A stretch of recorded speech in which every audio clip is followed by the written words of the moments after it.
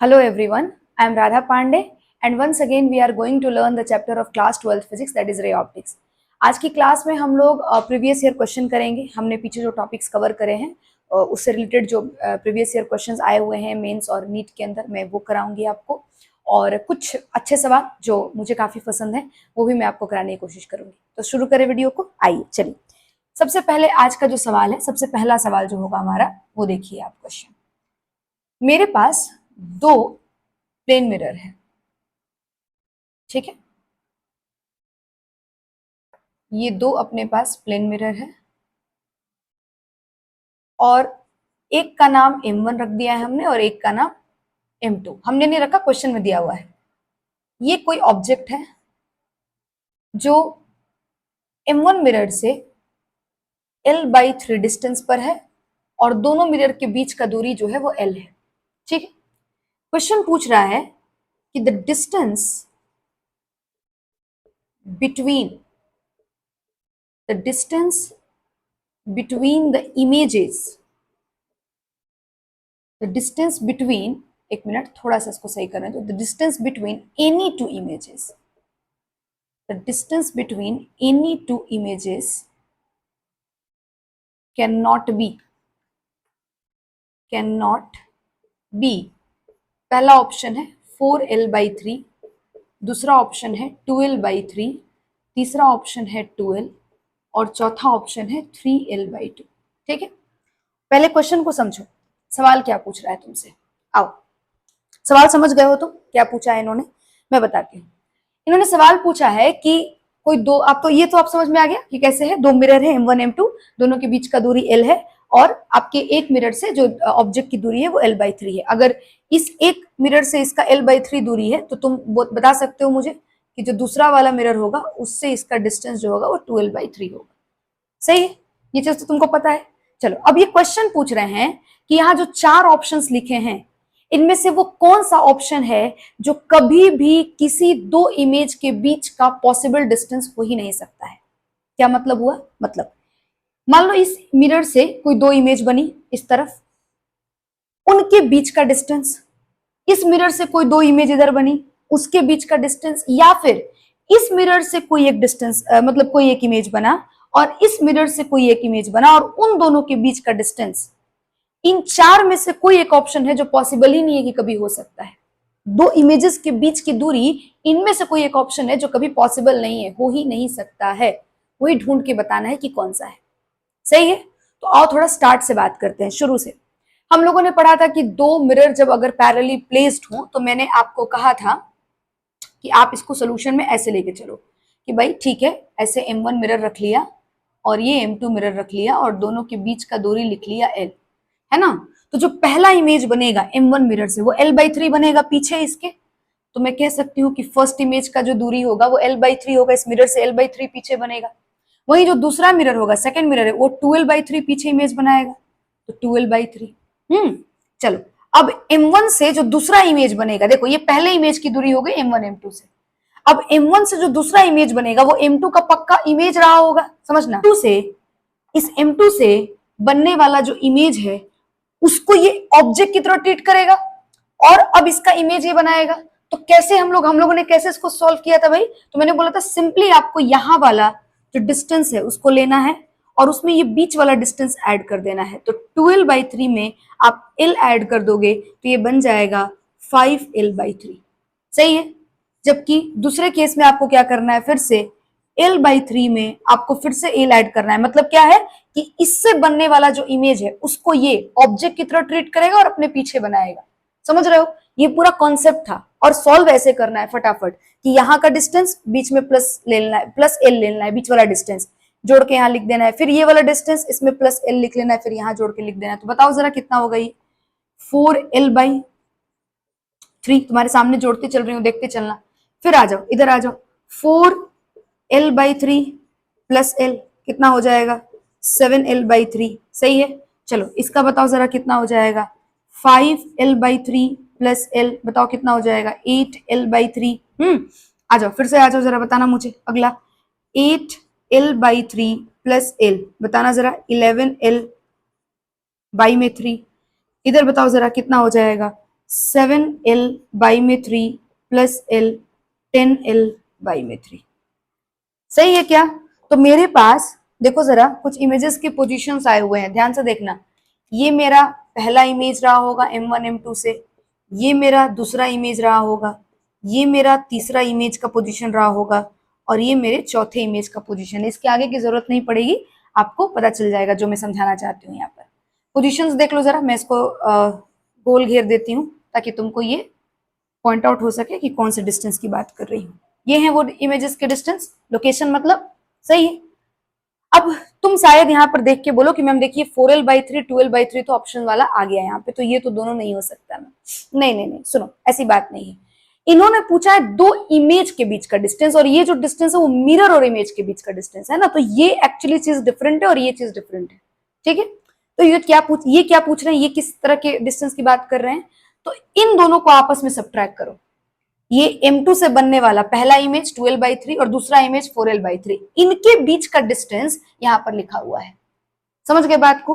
तो इन दोनों को सब्ट्रैक्ट करने से जो डिस्टेंस आएगा, या इन दोनों को सब्ट्रैक्ट करने से जो डिस्टेंस आएगा, या फिर इन दोनों को सब्ट्रैक्ट करने से जो डिस्टेंस आएगा, या इधर के किसी दो इमेजेस के पोजीशंस को आपस में सब्ट्रैक्ट कर लो, या फिर इधर का एक और इधर का एक आपस में सब्ट्रैक्ट कर लो, वो जो डिस्टेंसेज आएंगी वो यहां पर लिखी हुई है। अब एक और बात समझो, तुम्हें क्या लगता है 8l/3 माइनस 4l/3 करो, कितना आएगा? 4l/3। 4l/3 माइनस 2l/3 करो, 2l/3 आएगा। समझ रहे हो बात को? ओके।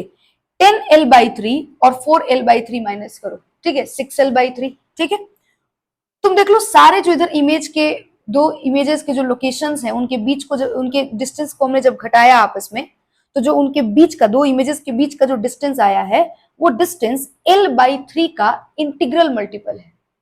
समझ रहे हो? 4l/3 और आपने माइनस किया 10l/3, 4l/3, 6l/3 आया।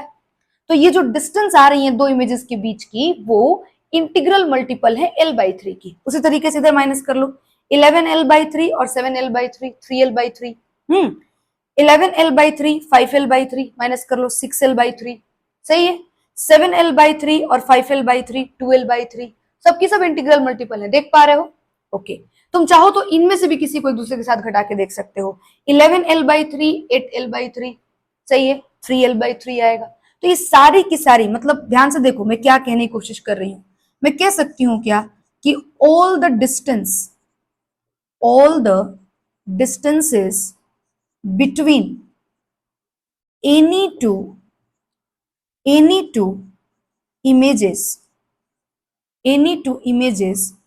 are integral multiple of l/3। जितनी भी डिस्टेंसेस आएंगी किसी भी दो इमेज के बीच की, वो l/3 की इंटीग्रल मल्टीपल होंगी। सही है। अब एक एक करके ऑप्शन को चेक करो, एक एक करके ऑप्शन को चेक करते हैं। पहला ऑप्शन यहाँ पे चेक कर रहे हैं। फर्स्ट ऑप्शन में 4l/3 दिया है, इसको l/3 के इंटीग्रल मल्टीपल से चेक करके देखो कि इंटीजर आता है कि नहीं k के बदले। तो k को आप इंटीजर ले रहे हो, इंटीग्रल मल्टीपल ऑफ l/3, तो k का वैल्यू कितना हो जाएगा यहाँ पे 4। तो ये पॉसिबल है, k तो इंटीजर है ना। चलो सेकेंड ऑप्शन को चेक करो। सेकेंड ऑप्शन को चेक करोगे 2l/3 equal to k l/3, तो यहाँ से k का वैल्यू 2 आ जाएगा, ये भी पॉसिबल है। ठीक है, आओ थर्ड ऑप्शन को चेक करते हैं। कहाँ चेक कर लूं? यहाँ चेक कर लूं। थर्ड ऑप्शन को देखो जरा, 2l है ना, और k l/3 है। चेक करो, ये आपका k का वैल्यू 6 दे देगा, 3 2 जा 6 है ना, और l से l कटा दो तो k इक्वल टू 6, ये भी पॉसिबल है। चौथा ऑप्शन देखो जरा, fourth option 3l/2 equal to k l/3, सही है। इसको चेक करो, k इज इक्वल्स टू कितना हो जाएगा 9/2, दैट इज 4.5। सही है, देख लो यही पॉसिबल नहीं है, ये वाला ही डिस्टेंस जो है k equal to integral multiple कहा था ना हमने ना, k l/3 का इंटीग्रल मल्टीपल हो रहा है, और k आपका इंटीजर नहीं है यहाँ पर। ठीक है, k l/3 में k जो है यहाँ पर 4.5 आ रहा है, इंटीजर नहीं है। तो बेसिकली आपका जो आंसर है वो डी ऑप्शन हो जाएगा। आई थिंक आपको मेरी बात समझ आई होगी। सही है, चलो नेक्स्ट क्वेश्चन पे मूव करते हैं। नेक्स्ट क्वेश्चन है क्वेश्चन नंबर 2, देखना जरा। मेरे पास 4 प्लेन मिरर्स हैं, ठीक है, 4 प्लेन मिरर हैं। इसको थोड़ा और बड़ा करने दो वरना फिर मुझे दोबारा बनाना पड़ेगा। 4 प्लेन मिरर है, ठीक है, और इक्वल साइज के हैं चारों के चारों। इसको पॉलिश कर लो।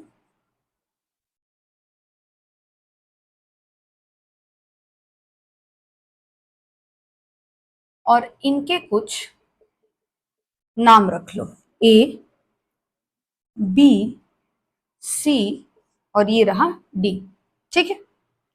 अब क्वेश्चन में कह रहा है कि जो एडी मिरर है उसके बिल्कुल मिड पॉइंट पे, जिसका नाम ये एम देता है, एक रे निकलती है, ठीक है, और आफ्टर 2 रिफ्लेक्शंस इस डी कॉर्नर पे जाकर के स्ट्राइक कर जाती है।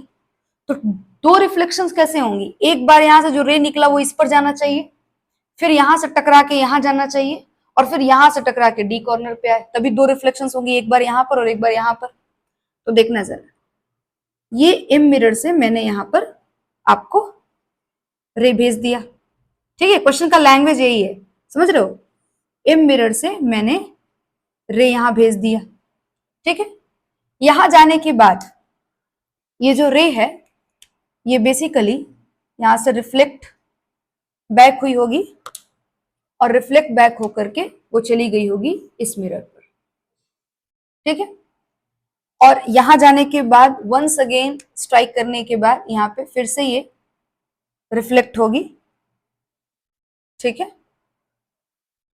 और ये आपको चली आई डी कॉर्नर पे, ठीक है, डी कॉर्नर पे, सही है, ठीक है, चलो ठीक है, काम चल जाएगा। आ जाओ देखो, और क्वेश्चन में एक और चीज मेंशन है, ये एंगल यहां पर थीटा इन्होंने दे रखा है, मतलब इन्होंने थीटा एंगल दे रखा है, ठीक है। अब क्वेश्चन में कह रहा है कि ये एंगल कितना हो सकता है, इस एंगल थीटा का वैल्यू निकालना है आपको, सही है। तो पॉसिबल ऑप्शन दिया हुआ है वो देख लो पहले, possible value of theta is, है ना, थीटा का पॉसिबल वैल्यू क्या हो सकता है। पहला ऑप्शन है tan इनवर्स 0.75, ठीक है, ये पॉइंट लिखा हुआ है। दूसरा ऑप्शन है cos इनवर्स 0.75। थर्ड ऑप्शन है cot इनवर्स 0.75 और फोर्थ ऑप्शन है साइन इनवर्स 0.75, ठीक है। ये 4 ऑप्शंस आपके पास अवेलेबल है। अभी अपने को कैसे करना चाहिए क्वेश्चन, प्योर मैथ्स है, ठीक है, बहुत थोड़ा सा इसमें फिजिक्स लग रहा है, प्लेन मिरर के जो लॉज ऑफ रिफ्लेक्शन थे वो लगते हैं यहाँ पर, लेकिन समझना जरा कैसे करेंगे क्वेश्चन को, प्रोसीड कैसे करना है। सबसे पहले देखो जरा, ये थीटा है, तो अगर ये थीटा है तो तुम देखो ध्यान से, ये ए एम है ना, और मैं इसका नाम दे देती हूँ अपनी तरफ से कुछ, इसको मैं पी बोल देती हूँ और इस पॉइंट को मैं क्यू बोल देती हूँ, ठीक है। तो देखना जरा, और इसको भी लिख लो, कुछ क्या लिख लिया जाए, आर लिख लो। तो ये जो पी आर है और जो ये एम है एक दूसरे के पैरेलल है, और अगर ये दोनों एक दूसरे के पैरेलल हैं तो ये लाइन पीएम लाइन ट्रांसवर्स की तरह एक्ट कर रहा है, तो अगर ये एंगल थीटा है तो श्योरली ये भी एंगल थीटा होगा, सही है। अब ध्यान से देखना, ये लाइन जो था पी आर लाइन, ये वाला पी आर लाइन, ये नॉर्मल था इस मिरर का, और ये लाइट इंसिडेंट रे था तो ये एंगल ऑफ इंसिडेंस था, और ये एंगल ऑफ इंसिडेंस है तो ये एंगल ऑफ रिफ्लेक्शन है क्योंकि ये रिफ्लेक्टेड रे है, और ये दोनों एंगल आपस में बराबर होती हैं, तो ये एंगल आपका ये भी थीटा हो गया, कोई दिक्कत, ओके, चलो ये भी हो गया। अब देखना, अगर ये थीटा है, ध्यान से देखना, अगर ये थीटा है तो फिर से BQ और PR एक दूसरे से पैरेलल लग रही है, और ये PQ फिर से ट्रांसवर्स की तरह एक्ट कर रहा है, तो श्योरली ये भी थीटा है, सही है। अब अगर ये थीटा है, ध्यान से देखना, अगर ये थीटा है तो ये QR जो है ये नॉर्मल है इस मिरर का, है ना, और इस क्यू आर से यहाँ मिरर तक 90 डिग्री एंगल है अगर, तो ये थीटा, तो ये एंगल 90 माइनस थीटा। और चूंकि ये इंसिडेंट रे है इस मिरर का, देखना ये वाला रे इस मिरर का इंसिडेंट रे है और ये रिफ्लेक्टेड रे, तो ये एंगल ऑफ इंसिडेंस और ये एंगल ऑफ रिफ्लेक्शन, तो ये वाला एंगल भी 90 माइनस थीटा है। दोनों एंगल बराबर हैं, दिख नहीं रही है, लेकिन प्लीज मैनेज कर लो इस बात को। सही है, चलो 90 माइनस थीटा, 90 माइनस थीटा, सही है, ओके। और अगर ये 90 माइनस थीटा, तो फिर से बीसी मिरर पर ये नॉर्मल है, तो ये वाला एंगल भी थीटा हो जाएगा। सही है, ओके। और ध्यान से देखना, अब फिर से देखना, यहां पर अगर तुम ध्यान से देख पा रहे हो तो ये अगर थीटा है, और देखना ये QC और ये AD, MD और QC एक दूसरे से पैरेलल है। ये QD एक्चुअली ट्रांसवर्स की तरह एक्ट कर रहा है, तो अगर ये एंगल थीटा है, देख पा रहे हो, तो ये एंगल भी थीटा है। कोई इश्यू है? बात समझ में आई? कैसे कैसे सारा एंगल मैनेज कर लिया, ठीक है। और ये 90 डिग्री है, ठीक है। चल, अब इससे होगा क्या मैम? ये सब तो करने से क्या होगा, बताती हूं क्या होगा। सबसे पहले मुझे यहां पर एक डिस्टेंस अपनी तरफ से मानना होगा, लेट करना पड़ेगा, समझो। इन्होंने लिखा कि m जो है वो मिड पॉइंट पर है, तो इसका तो पता है कि भाई इक्वल डिस्टेंस है am इक्वल टू md। पर यहां से जो रे निकली और पॉइंट P पे गई है, इस बात की कोई गारंटी नहीं है कि ये दोनों इक्वल डिस्टेंस होंगे। समझ रहे हो बात को? होंगी तो अच्छी बात है, मैं अपनी तरफ से मान के चल रही हूं। इन्होंने इसका साइड दिया हुआ है कि ये A है, ये पूरा साइड, तो मैं इसको मान लेती हूं कि ये जो है आपका, अगर ये पूरा A है और ये x है, तो ये A माइनस x है। कोई परेशानी? ये अगर x है तो ऊपर वाला जो है वो A माइनस x है। उसी तरीके से यहां से जो रे निकली है वो यहां मिली है, और ये भी कोई मिड पॉइंट होगा जरूरी नहीं है, और ये पूरा A माना हुआ है, तो मैंने इसको y मान लिया और इसको A माइनस y मान लिया। कोई परेशानी? इस तरीके से डिस्टेंसेस मैंने अपनी तरफ से ले ली है। अब मुझे ना थीटा के, देखो जरा, वैल्यू दिख रहे हैं यहां पर। मैं इसका टैन फॉर्म अगर लिखना चाहूं तो आ जाओ, लिख के देखती हूं। तो आओ, इसमें से पहले ट्रायंगल ढूंढना शुरू करते हैं। देखो, जैसे पहला मेरे को एक ट्रायंगल दिख रहा है कि इन ट्रायंगल PAM, PAM सही है, तो PAM सही है। इस ट्रायंगल के अंदर मुझे थीटा की वैल्यू दिख रही है। अब ये चीज मैंने आपको पहले बता दिया कि यहाँ पे ये जो है आधा है, तो मतलब A/2 हो जाएगा, है ना। और ये जो A है वो बेसिकली गिवन है, ये सब गिवन है, और ये लेट है। ये वैल्यू मैंने माना है अपनी तरफ से, y और x जो है वो लेट वैल्यू है, A ऑलरेडी क्वेश्चन में है, ठीक है। चलो करते हैं, देखना जरा ट्रायंगल PAM के अंदर बताना जरा। टैन थीटा की वैल्यू लिखना चाहती हूँ मैं, तो tan theta is equals to, ये थीटा के लिए ये परपेंडिकुलर हो जाएगा, ये बेस हो जाएगा, दैट इज x अपॉन में A/2। कोई दिक्कत नहीं है, ठीक है, x अपॉन में A/2। चलो यहीं पर देख लो जरा, इन ट्रायंगल, थोड़ा जगह कम है तो मैनेज करना होगा।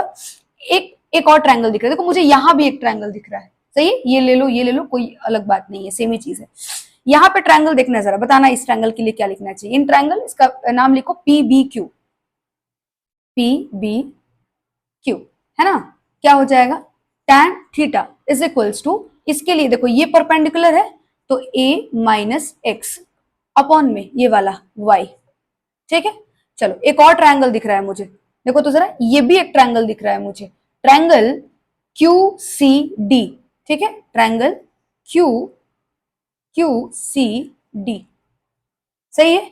इस ट्रायंगल के भीतर देखना जरा, इस एंगल के लिए, थीटा के लिए, ये आपका परपेंडिकुलर है और ये आपका बेस है, तो ये पूरा का पूरा इसकी बराबर का है, तो A हो जाएगा। तो tan theta is equals to A upon में A minus Y. Hope so यहां तक कोई प्रॉब्लम नहीं होगा, ठीक है। चलो अब अगर बात करें तो आप इसको इक्वेशन 1, इसको इक्वेशन 2, इसको इक्वेशन 3 मान लीजिए, ठीक है। किसी भी दो इक्वेशन को इक्वेट कर सकते हो, तुम्हारी अपनी मर्जी है, ठीक है। मैं इस दो इक्वेशन को इक्वेट करती हूँ, और देख लो इस दोनों में y है, दोनों में a है, तो x की वैल्यू यहाँ से शायद मुझे ऑब्टेन होगी, वही मैं निकालना चाहती हूँ, और फिर मैं उसको यहाँ पुट कर लूंगी। समझ रहे हो बात को? आओ करते हैं। सबसे पहले इन दोनों को करते हैं। तो from equation second and third आ जाओ, सॉल्व करो जरा, बताना क्या होगा। a माइनस एक्स अपॉन में y equal to a upon में a माइनस वाई। सही है, ये ए वाई एक तरफ हो जाएगा, इसको एक तरफ मल्टीप्लाई करो, क्रॉस मल्टीप्लाई करो, वैल्यू बनेगा ए स्क्वायर है ना माइनस ए वाई है ना minus A X plus X Y equal to A Y. ठीक है, एक इक्वेशन आ गया। आ जाओ अब इन दोनों को इक्वेट कर लेते हैं, पहले और दूसरे को, उसको भी इक्वेट करके देखते हैं। तो from equation first and second कर ले। आ जाओ देखो जरा, x अपॉन में a बाई टू, और इस a बाई टू को भी मैं ऐसे लिख देती हूँ कि a नीचे लिख दिया, 2 को ऊपर लिख दिया, equal to a minus x upon में y। ठीक है, बताना जरा क्या लिखना चाहिए। 2xy है ना, 2xy equal to a square minus A X है ना। चलो अब मेरे पास अगर मैं इसको थोड़ा सा और सॉल्व करूं तो ये वैल्यू हो सकता है, मैं इस एक्स को इधर भेज देती हूँ। ठीक है, ऐसे तो आ ही चुका है ए स्क्वायर और माइनस 2xy। सही है, देखो इस एक्स का वैल्यू हम यहाँ पर डाल सकते हैं, और डाल लेते हैं, बताना जरा। ए स्क्वायर इस ए वाई को उधर भेज दो, प्लस 2ay हो जाएगा है ना, और ये देखो इसको भेज दोगे तो यही आएगा। ठीक है, माइनस को लिख दिया, एक्स के जगह पे लिख दिया ए स्क्वायर माइनस 2xy और बाहर में plus X Y equal to 2ay। ठीक है, यहाँ वाली वैल्यू को उठा करके इसको तुम फोर्थ इक्वेशन मान सकते हो, और इसको उठा के मैंने यहाँ पे इंसर्ट कर दिया है। ठीक है, अब बताना सॉल्व करके इसको क्या होगा। A square minus minus plus 2xy plus xy equal to 2ay। ये तो कट गया आपस में, वैल्यूज क्या बचेंगी, 2xy plus xy 3xy equal to 2ay है ना, y से y गया और आपको x is equals to 2a/3 आ गया। कहा था कि आपसे x का वैल्यू आएगा यहाँ से, और अब इस x की वैल्यू को किसी एक में रख सकते हो तुम। ठीक है, इसमें नहीं रख सकते क्योंकि यहाँ पे y का दिया हुआ है, इसमें भी रखने में दिक्कत होगा, फिर y निकालना पड़ेगा, ये आसान है मेरे लिए इसमें रखना। ठीक है, तो आज रख लेते हैं। तो tan therefore tan theta is equals to x upon में a/2, a आपका गिवन टर्म है, x का वैल्यू रख लो 2a/3 है ना, और ये देखो यहाँ से ये 2 ऊपर चला गया, नीचे a रह गया, ऐसा हो जाएगा, a से a खत्म, तो वैल्यू बन जाएगा 4/3, और 4/3 को अगर तुम सॉल्व करते हो तो वैल्यू जो है 0.75 तो नहीं आएगी। अगर मैं मुझे ऐसा लग रहा है कि theta is equals to tan inverse 4/3 होगा तो 0.75 तो नहीं आएगी 4/3। ठीक है, तो इसको मुझे लगता है पलटना पड़ेगा। तो क्या कर सकते हैं अपने, इसको cot थीटा लिख लेते हैं। तो cot theta is equals to 1 upon में tan थीटा। ठीक है, और 1 अपॉन में tan थीटा, तो कितना हो जाएगा 1 अपॉन में tan थीटा की जगह पे क्या लिख लेंगे 4/3 दैट इज 3/4, और अब ये हो जाएगा 0.75। सही है, तो आंसर देखो यहां पर लिख रही हूं, theta is equals to cot inverse 0.75 is the answer. ठीक है, तो आंसर हो गया आपका कॉट इनवर्स 0.75। क्लियर है क्या। अब नेक्स्ट क्वेश्चन की तरफ चलते हैं, आ जाओ थर्ड क्वेश्चन देखना, क्वेश्चन नंबर थर्ड। ठीक है, समझो, क्वेश्चन है कि एक प्लेन मिरर है और इस प्लेन मिरर के सामने एक ऑब्जेक्ट रखा हुआ है 12 सेंटीमीटर पे। ठीक है, एक ऑब्जेक्ट रखा हुआ है और इसका पीछे, मिरर के पीछे 12 सेंटीमीटर की डिस्टेंस पर ही इसका इमेज बन रहा है, और उस इमेज के बारे में इन्होंने बता रखा है कि वो जो इमेज है वो वर्चुअल और इरेक्ट इमेज है। खैर इन्होंने ये नहीं बताया कि बिहाइंड द मिरर बनेगा, लेकिन लिखा है कि वर्चुअल एंड इरेक्ट है, तो पता चल रहा है बिहाइंड द मिरर ही बनेगा। सही है, 12 सेंटीमीटर पे है। अब ये ऑब्जेक्ट जो है स्टेशनरी है, ये ऑब्जेक्ट जो है वो कैसा है, स्टेशनरी है, और ये मिरर को हमने 4 सेंटीमीटर शिफ्ट कर दिया टुवर्ड्स द ऑब्जेक्ट। ठीक है, तो एक क्वेश्चन पूछ रहे हैं, यहाँ पे सवाल पूछ रहे हैं कि कितने से इमेज शिफ्ट करेगा। तो मैं यहाँ पे लिखती हूँ क्वेश्चन, पोजीशन ऑफ इमेज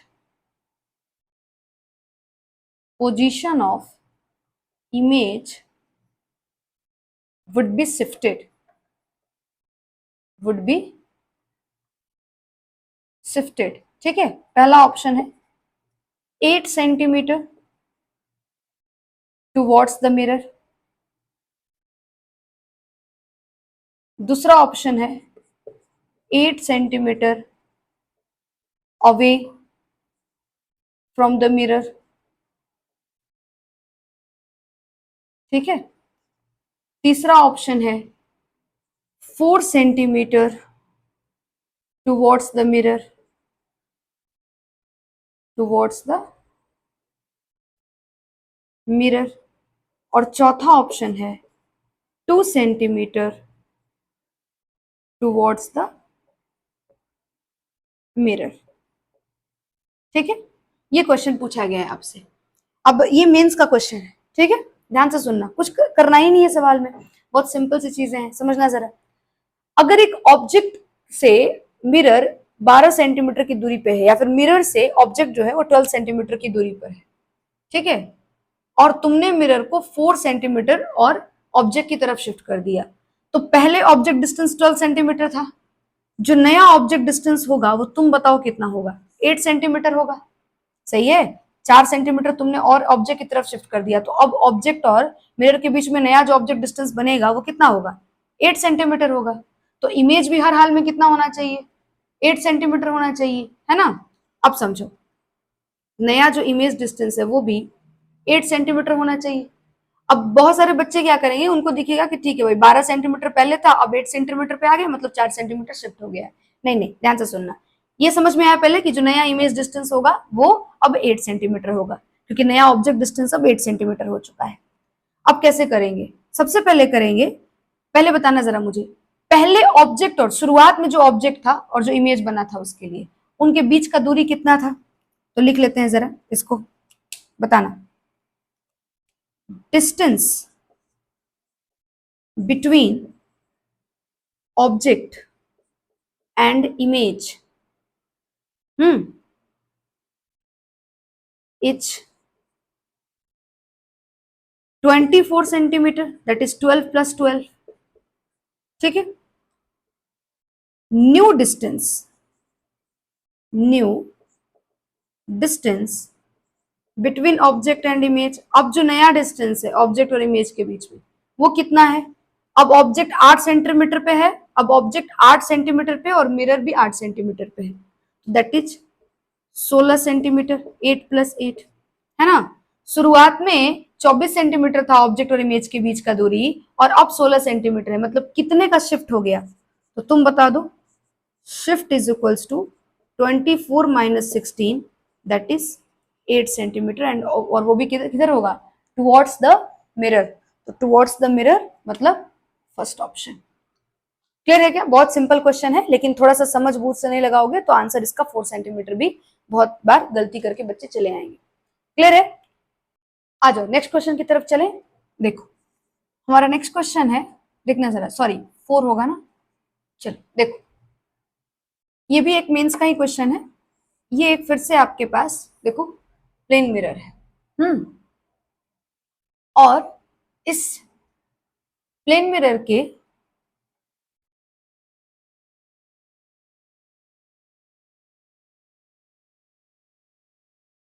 इस प्लेन मिरर के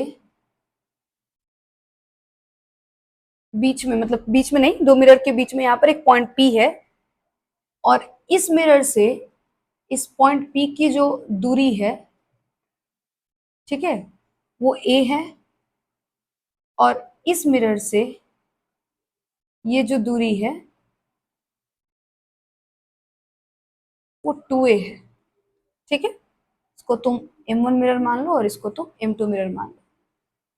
क्वेश्चन पूछ रहा है कि the shortest distance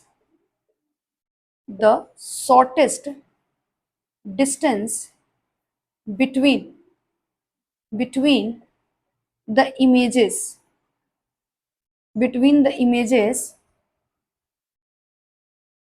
is the shortest distance between the images is, option है 2.3a, 4.6a, 2 √10a, ठीक है, और 3a। ठीक है, यहाँ पे √5 की वैल्यू आपको दी हुई है 2.3। सही है क्वेश्चन के अंदर। चलो सॉल्व करें। अभी कौन से इमेजेस के बीच का डिस्टेंस पूछ रहा है, सबसे बड़ा बात तो ये है। तो देख लो, अगर ये ऑब्जेक्ट है, ये ऑब्जेक्ट की तरह अगर ट्रीट कर रहा है इसको, तो ये मिरर भी इसका इमेज बनाएगा और ये मिरर भी इसका इमेज बनाएगा। सही है, तो अब इसका इमेज बनाया जाए तो कहाँ बनेगा बताओ। ये प्लेन मिरर है तो इसका इमेज डेफिनेटली इस मिरर से ए डिस्टेंस पीछे यहां पर बनेगा। और जो ये आपका फिर से ये ऑब्जेक्ट इंटरैक्ट कर रहा है तो यहां पर ये 2a डिस्टेंस पीछे इसका इमेज बनाएगा। सही है, और ये एक्चुअली पूछ रहा है कि इन्हीं दोनों इमेजेस के बीच का शॉर्टेस्ट डिस्टेंस। तो कैसे निकालते हैं शॉर्टेस्ट डिस्टेंस?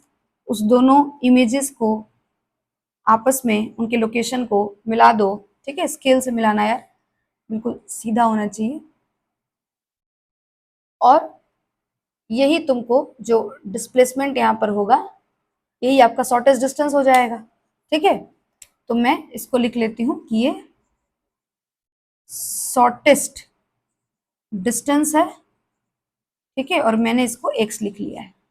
अब यही x निकालना है, बहुत सिंपल है, बताओ तुम भी कर सकते हो ये तो, है ना। चलो बताना जरा क्या होगा, कैसे सॉल्व करोगे इसको भाई। तो देखना, इस x की अगर मैं बात करूं, देखो ये हाइपोटेनस है तो इसका ये और ये परपेंडिकुलर बेस की इंटरैक्ट कर रहा है। तो ये डिस्टेंस देखो, इधर a है तो ये भी a रहा होगा, और ये 2a है तो ये 2a तो पहले से ही लिखा है, मैंने लिख ही दिया है। सही है, तो अब जरा बताना, अगर मैं x की वैल्यू निकालने जाऊं तो ए नहीं 2a का square plus 2a that is 4a का स्क्वायर लिख लूं।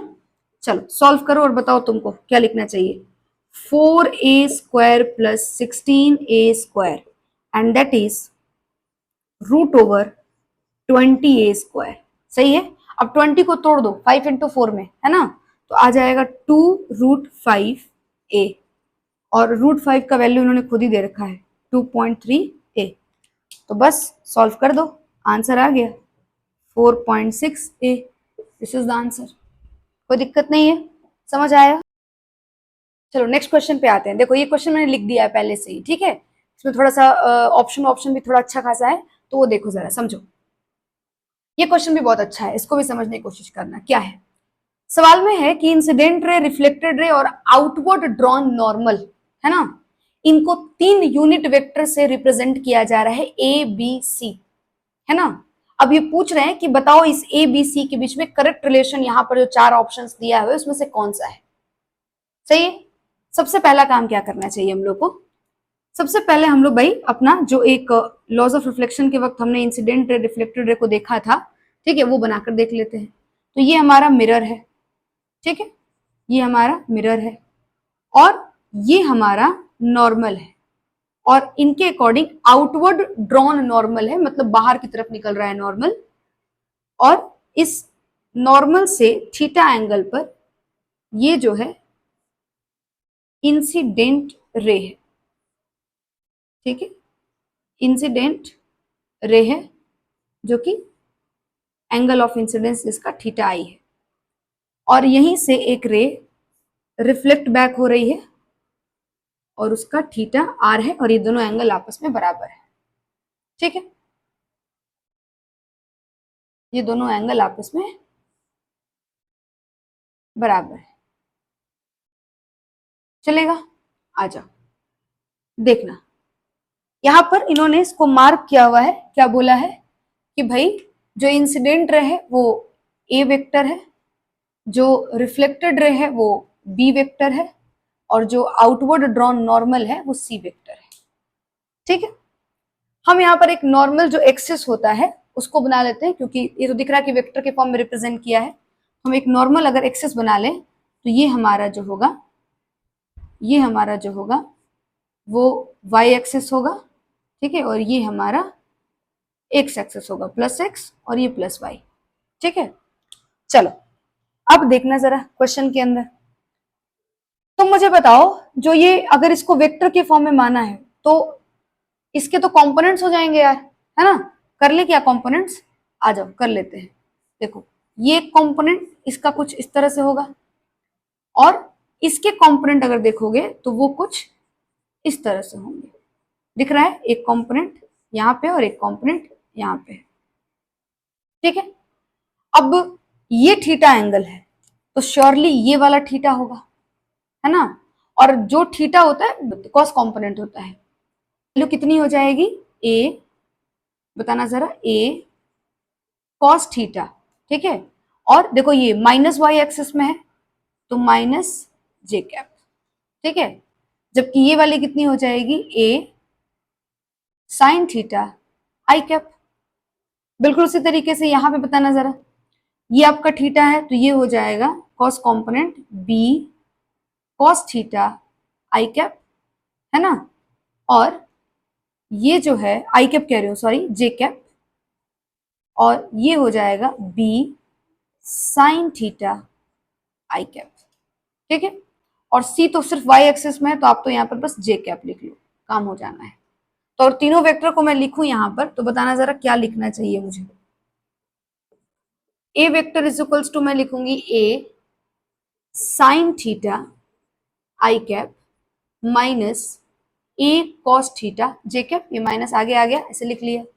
चलो बी वेक्टर इक्वल टू लिखूंगी मैं B sine theta I cap plus B cos theta J cap, और सी वेक्टर लिखूंगी सी जे कैप, है ना।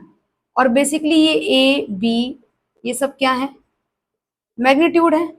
और आपको पता है कि इनको ये यूनिट वेक्टर कह रहा है तो इन सब की जो वैल्यू होगी, यूनिट वेक्टर का जो मैग्नीट्यूड होता है वो 1 होता है। तो बेसिकली ये सब के सब क्या है, 1 है ना। चलो अब इस तरह के सवाल को सॉल्व करने का सबसे बेस्ट तरीका होता है कि तुम ऑप्शंस को पिक करो, ठीक है। अब इसको सॉल्व करने से कुछ नहीं मिलेगा, तुम ऑप्शंस को पकड़ो और ऑप्शंस को सॉल्व करो। तो तुम एक एक ऑप्शंस को यहाँ पे सॉल्व करना स्टार्ट करो। मैं इसमें से एक ऑप्शन सॉल्व करके दिखाती हूँ, ठीक है, बाकी तुम खुद से करके देख लेना। चले आ जाओ, मैं बी ऑप्शन सॉल्व कर रही हूँ। आ जाओ बी ऑप्शन को सॉल्व करते हैं। क्या है B option, B vector is equals to A minus 2 A dot C C, ठीक है। चलो ए वेक्टर की जगह पे क्या लिखना चाहिए हमको, अब तो पता ही है कि इसका मैग्नीट्यूड 1 है तो सिर्फ यही लिख रहे हैं sign theta I cap minus cos theta J cap, ठीक है, माइनस 2, यहां से आ जाना जरा फिर से, ए वेक्टर फिर से क्या हो जाएगा भाई, sign theta I cap minus cos theta J cap, है ना। और डॉट प्रोडक्ट है किसके साथ, सी के साथ, तो जे कैप, और फिर यहाँ पे भी बाहर में जे कैप। कोई दिक्कत है, चलो इसको सॉल्व करते हैं। सॉल्व करोगे वैल्यू बताना जरा क्या बनेगा ये तो। और इधर बी के पास भी क्या है, sign theta I cap plus cos theta J cap, ठीक है। सॉल्व करते हैं इसको, सॉल्व करके अगर ये आ गया तो अपना हो जाएगा आंसर। चलो सॉल्व करो, बताओ जरा, sign theta I cap minus cos theta J cap, इसका डॉट प्रोडक्ट सॉल्व करते हैं, -2, ठीक है। इसका डॉट प्रोडक्ट सॉल्व करो, साइन थीटा आई कैप और जे कैप, आई कैप डॉट जे कैप 0 हो जाएगा, खत्म ये, है ना।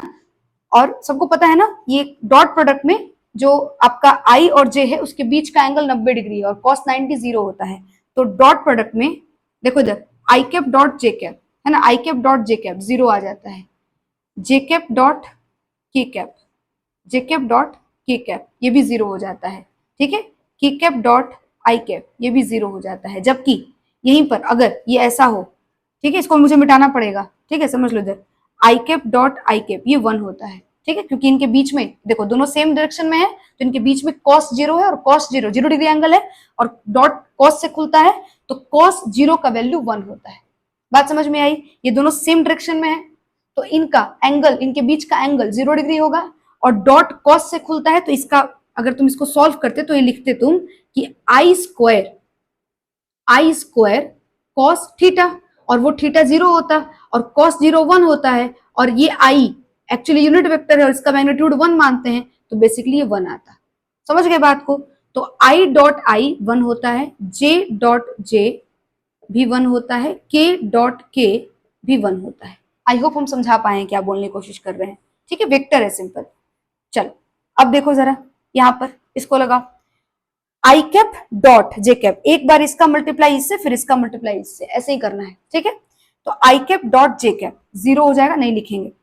जे cap dot J cap one आएगा। ठीक है, अब ये तो वन आएगा और कॉस थीटा है तो उसको लिख ले minus cos theta, minus cos theta. और सुनो, डॉट प्रोडक्ट जो होता है स्केलर क्वांटिटी देता है, तो ये जेकैप को तुमने जब डॉट प्रोडक्ट में सॉल्व किया तो वहां से जेकैप नहीं आता है, ये याद रखना है ना, जेकैप ला दी। जैसे आई कैप क्रॉस जेकैप करते हो तो के कैप आ जाता है, यहाँ पर ये डॉट को सॉल्व करने से स्केलर प्रोडक्ट आता है, तो ये सॉल्व करके यहाँ पे जेकैप नहीं आएगा। ठीक, ये वैल्यू गया, इसका वैल्यू वन हो चुका है, तो माइनस कॉस थीटा। और बाहर में देखो एक जेकैप लगा हुआ है ना, बाहर में एक जेकैप लगा हुआ है। अब इसको मल्टीप्लाई करो, sine theta I cap minus cos theta J cap minus minus plus two cos theta J cap. सही है, अब इसको सॉल्व करो, क्या बनेगा, साइन थीटा आई कैप और ये two cos theta J cap और minus cos theta J cap क्या हो जाएगा, plus cos theta J cap. अब देख लो तुम्हारा आंसर आ चुका है।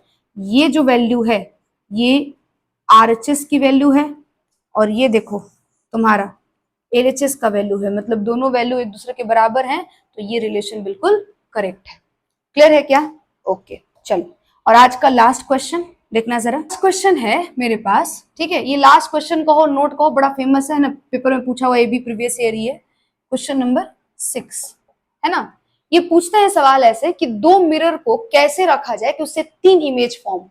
ठीक है, तो इसका आंसर है 90 डिग्री। समझना, मैं क्या लिख सकती हूं, to obtain three images, how two plane mirrors should be placed या should be angled, placed लिख लो, should be placed। ठीक है, दो अगर मिरर को रखना हो तो किस तरह से रखें कि तीन इमेज हमको ऑब्टेन हो जाए। कुछ कुछ ऑप्शन ले सकते हो तुम अपनी मर्जी से, ले लो। ठीक है, B option 30 degree, C option 90 degree और डी ऑप्शन 45 डिग्री, 120 डिग्री, कुछ भी ले लो। ठीक है, आंसर होगा इसका 90 डिग्री पहली बात तो। ठीक है, अब वो कैसे वो दोनों इमेजेस 90 डिग्री पे रखने पे आपको तीन इमेजेस, सॉरी दो मिरर को 90 डिग्री रखने पे तीन इमेजेस बनती हैं, वो मैं आपको बनाकर यहाँ दिखाती हूँ, वो सुनना, वो इंटरेस्टिंग चीज है। ठीक है, और उसमें एक और जरूरी बात बताऊंगी, देखना। ये देखो, ये है तुम्हारे पास दो प्लेन मिरर और इस दोनों प्लेन मिरर को मैंने 90 डिग्री एंगल पे रख लिया है। ठीक है, और कुछ यहां पर ये ऑब्जेक्ट है, समझ रहे हो, ये कुछ ऑब्जेक्ट है और इसको मैं ओ डैश देती हूँ, इसको ओ नाम दे देती हूँ, चलेगा। ये मिरर M1 है और ये मिरर M2 है। ठीक है, चलो बताना इमेज कैसे बनाना है मुझे। तो इमेज बनाने के लिए सबसे पहले ये मिरर भी इसका इमेज बनाएगी इस ऑब्जेक्ट का इस तरफ, और ये मिरर भी इस ऑब्जेक्ट का इमेज बनाएगी इस तरफ। ठीक है, तो आओ कैसे बनाएगी देखना। पहला इमेज हम लोग बनाने जा रहे हैं, इस ऑब्जेक्ट से लाइट निकलेगा और जाकर के इस मिरर से टकराएगा, इंसिडेंट रे बेसिकली, समझ रहे हो, इंसिडेंट रे। एक रे हो गया, और इमेज बनाने के लिए दो रे चाहिए होता है तो एक रे हो गया, और इन्होंने इस मिरर पे टकराई है तो एंगल ऑफ इंसिडेंस 0 डिग्री है क्योंकि नॉर्मली ये गिरा है। दूसरा रे मुझे यहां से दिख रहा है, समझ रहे हो, इस मिरर को थोड़ा और लंबा कर लेते हैं, छोटा हो गया है मिरर, चलो ऐसा। तो दूसरा रे मुझे यहाँ पे नजर आ रहा है, कोई दिक्कत क्या? चलो अब बताना, इस पॉइंट पर इसका हम लोग नॉर्मल डाल देंगे, है ना, मिरर M2 को थोड़ा और ऊपर लिख दो। इस पॉइंट पे इसका हम क्या करेंगे, नॉर्मल डाल देंगे। ये मिरर M2 है। ठीक है, चलो इसको भी M1 लिख दो। और यहां से फिर ये लाइट जो स्ट्राइक करने के बाद यहां से रिफ्लेक्ट बैक हो जाएगी, ठीक है, रिफ्लेक्ट बैक हो जाएगी। अब इस रिफ्लेक्टेड रे को इमेज बनाने के लिए क्या करते हैं, दो रिफ्लेक्टेड रेस को मिलाते हैं। तो आ जाओ इस रिफ्लेक्टेड रे को मिला लेते हैं, और जब तुम रिफ्लेक्टेड रेस को मिलाओगे तो ये पॉइंट तुमको ऑब्टेन होगा, और ये पॉइंट तुम्हारा जो होगा वो पहले इमेज का पॉइंट आ चुका है, ठीक है। एकदम करेक्ट नहीं है, तुम थोड़ा सा एंगल वैंगल सब देख करके स्केल से, है ना, सब कुछ मीजर करके बनाना, एकदम सही बनेगा, ठीक है। मैं थोड़ा इसको और ठीक कर लेती हूँ, रुक जाओ,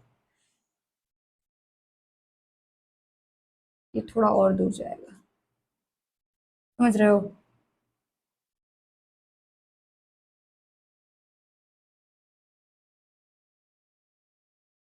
ठीक है, ये पॉइंट हो गया, और ये पहले इमेज का पॉइंट हो गया। कोई दिक्कत है तो बोल दो, ये बात तुमको समझ में आई है। जो डिस्टेंस यहां रहा होगा, ठीक है, जो भी, मान लो कि अगर ये एक्स डिस्टेंस है तो ये भी एक्स ही रहा होगा, कोई प्रॉब्लम नहीं है। चलो अब आ जाओ दूसरा, दूसरे मिरर से उसका इमेज बनाते हैं। दूसरे मिरर पे तो बना लिया, पहले मिरर पे बनाते हैं। अलग कलर यूज करें ताकि तुमको साफ साफ नजर आए। देखना, ये देखो पहला लाइट आकर के इंसिडेंट कर गया, है ना, और इस मिरर को भी थोड़ा बड़ा करना पड़ेगा। और दूसरा लाइट ये लो यहां आके पड़ गया। अब यहां पर भी तुम नॉर्मल डाल दो भाई, आ जाओ नॉर्मल डालो, सही है क्या। तो ये रे यहां से रिफ्लेक्ट बैक भी कर जाएगा। हम्म, और इसका तो पता है ना, ये इस पर इंसिडेंट किया तो इसी पर रिफ्लेक्ट भी हुआ है, समझ रहे हो, इसी पर रिफ्लेक्ट हुआ है, सब तुम जानते हो। और यहाँ पर भी वही सेम चीज हुआ है, तभी इस रिफ्लेक्टेड रे को पीछे खींचा है मैंने, इधर भी इसको पीछे खींचा है, यहाँ भी रिफ्लेक्टेड रे इसी लाइन पर चली गई है। अब इस रिफ्लेक्टेड रे को मैं पीछे क्या कर रही हूँ, इसको एक्सटेंड कर दे रही हूँ, और इस रिफ्लेक्टेड रे को पीछे एक्सटेंड कर दो, लो पीछे एक्सटेंड कर दिया, ठीक है, कुछ इस तरह से चलेगा क्या। आ जाओ, और इस पॉइंट पे तुम्हारा इमेज जो है वो I2 बन गया, कोई दिक्कत नहीं है। चलो अब देखो जरा, दो इमेजेस बन चुके हैं, तीसरा इमेज बनाना है। आओ तीसरा इमेज बना के देखते हैं कैसे बनेगा। कलर फिर से चेंज कर देते हैं, ठीक है, समझ में आएगा तुमको। आ जाओ देखो, सबसे पहले क्या करना होगा, एक लाइट यहां डालना होगा, इस मिरर पे डाल दिया। अब यहां आने के बाद लाइट टकराएगा और टकरा करके इस मिरर पे जाएगा, लो इस पे भेज दिया। यहां जाने के बाद लाइट फिर से टकराएगा और लाइट जो है तुम्हारा कुछ ऐसा निकल जाएगा, सही है। इंसिडेंट रे और ये रिफ्लेक्टेड रे फाइनली जो निकला है। फिर से एक और लाइट, वो लाइट तुम्हारे इस मिरर पे आके गिरेगा, देखो ये जाकर के ये यूं यहां टकराएगा, स्ट्राइक यहां से रिफ्लेक्ट किया और यहां जाकर टकरा गया। और यहां जाने के बाद फिर से देखना, ये कुछ ऐसे रिफ्लेक्ट बैक कर जाएगा, बताओ सही है। देखना क्या क्या हुआ है, क्या क्या बोला मैंने, बताना। यहां पे एक रे इंसिडेंट डाला तुमने, ये जाकर के यहां पर क्या करेगा भाई, एंगल वेंगल नाप करके फिर यहां से रिफ्लेक्ट हो जाएगा।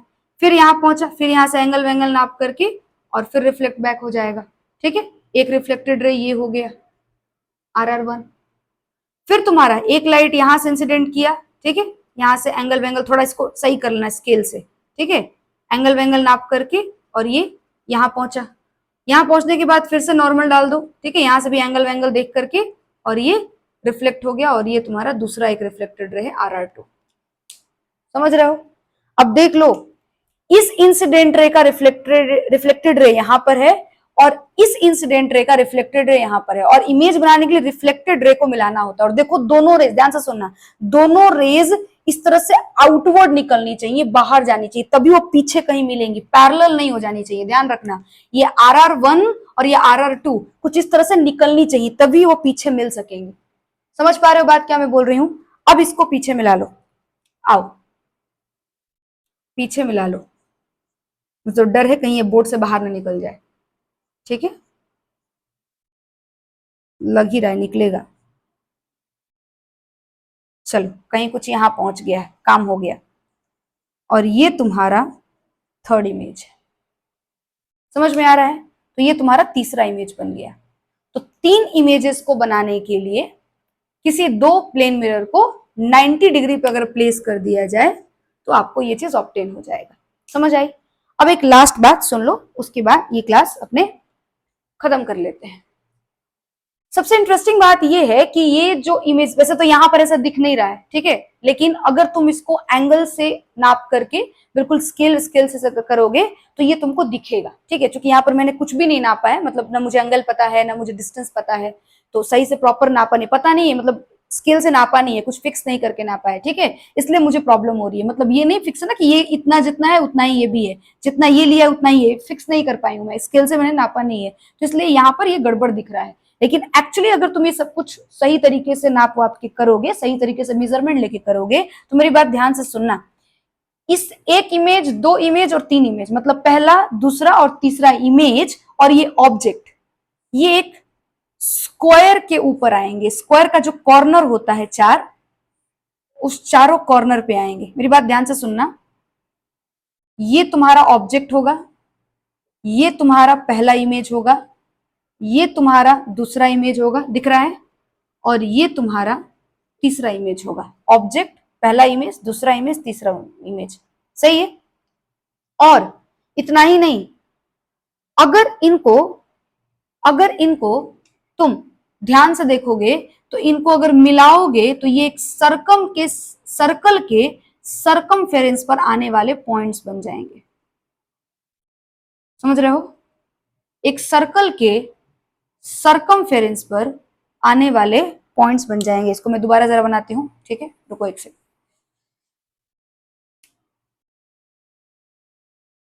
ठीक है, एक सर्कल हो गया, और इस सर्कल के भीतर तुम एक स्क्वायर बना लो।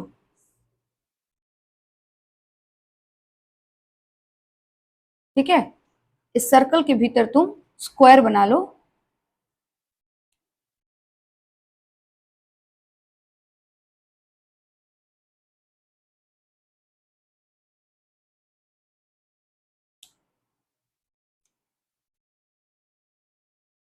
और इस स्क्वायर के साइड को तुम मिला दो।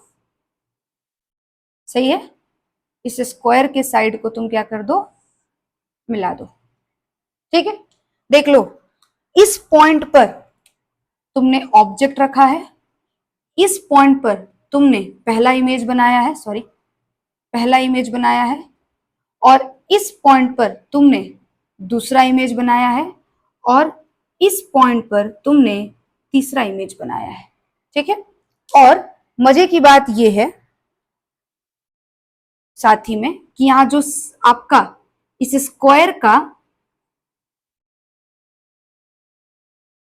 जो सेंटर होगा वो इन दोनों मिरर्स का ओरिजिन है। दोनों मिरर जिस पॉइंट से लगा के एक साथ रखे गए हैं, ये ओरिजिन है। मतलब आपका मिरर ये रहा, ये आपका मिरर है। समझ रहे हो? ये आपका जो है मिरर प्लेस्ड है। ठीक है, और ऑब्जेक्ट से मिरर तक की जो दूरी है, ऑब्जेक्ट से मिरर तक की जो दूरी है, अगर वो ए है, ठीक है, अगर वो ए है तो ये भी ए है। ठीक है, फिर यहां से देखो, ये मिरर है, इस मिरर से ऑब्जेक्ट तक की दूरी अगर ए है तो ये भी ए है। सही है? ठीक है, समझ रहे हो बात को? और यहां पर कुछ इस तरीके से ये टू वे डिस्टेंस का, ये भी आपका 2 है और ये भी आपका 2 है। ठीक है, यहां से आपका इमेज बन रखा है। क्लियर है? तो मैंने क्या बोला कि ये तीनों इमेज और ये object, all 3 images and object, ये सब के सब किस पर प्लेस होंगे, किस पर लाई करते होंगे? तो एक सर्कल के भीतर जो हमने स्क्वायर बनाया है, इनके कॉर्नर्स पे लाई करते होंगे। एक सर्कल के सरकमफेरेंस पे चारों के चारों आएंगे, और उन चारों पॉइंट को अगर मिला दोगे तो एक स्क्वायर बन करके सामने आ जाएगा तुम्हारे। कोई दिक्कत? मेरी बात समझ आई तुमको? क्लियर है ऐसी चीज?